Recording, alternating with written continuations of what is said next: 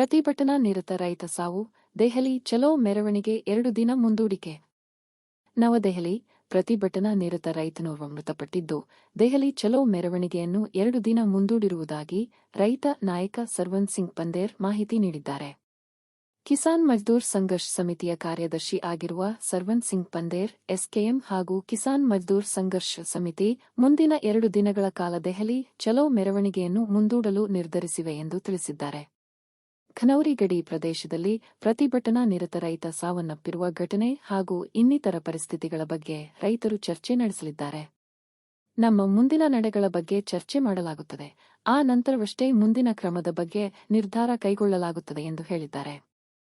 ಶುಕ್ರವಾರ ಸಂಜೆಯೊಳಗೆ ನಿರ್ಧಾರ ಪ್ರಕಟಿಸಲಾಗುವುದು ಎಂದು ಪಂದೇರ್ ಹೇಳಿದ್ದಾರೆ. ಈ ಮೆರವಣಿಗೆಯು ವಿಫಲವಾಗುವುದಿಲ್ಲ ಎಂಬುದನ್ನು ಸರ್ಕಾರ ಗಮನಿಸಬೇಕು. ಇದು ಮೆರವಣಿಗೆಯಲ್ಲಿ ಜನರನ್ನು ಭೇದಿಸಲು ಪ್ರಯತ್ನಿಸುತ್ತಿದೆ ಮತ್ತು ಗಲಭೆ ಸೃಷ್ಟಿಸಲು ಪ್ರಯತ್ನಿಸುತ್ತಿದೆ. ನಮ್ಮ ಯುವಕರನ್ನು ಪ್ರಚೋದಿಸಲು ಪ್ರಯತ್ನಿಸಿದ 4-5 ಸರ್ಕಾರಿ ನೌಕರರನ್ನು ನಾವು ಹಿಡಿದಿದ್ದೇವೆ ಎಂದು ಅವರು ಹೇಳಿದರು.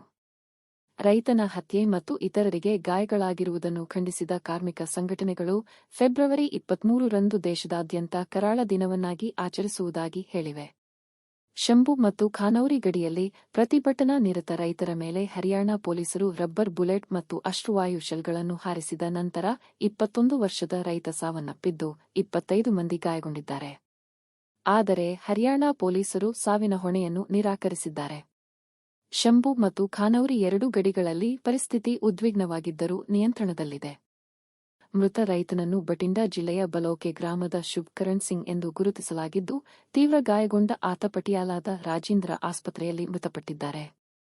ಆತನ ಕಿವಿಯ ಮೇಲಿಂದ ತಲೆಗೆ ರಬ್ಬರ್ ಗುಂಡು ತಗುಲಿದೆ ಎನ್ನಲಾಗಿದೆ. ಗಾಯಗೊಂಡ 10 ರೈತರು ಆಸ್ಪತ್ರೆಗೆ ಧಾವಿಸಲಾಗಿದ್ದರೆ, ಇತರರು ಶಂಭುವಿನಲ್ಲಿ ತಾತ್ಕಾಲಿಕ ವೈದ್ಯಕೀಯ ಶಿಬಿರದಲ್ಲಿ ಪ್ರಥಮ ಚಿಕಿತ್ಸೆ ಪಡೆದಿದ್ದಾರೆ.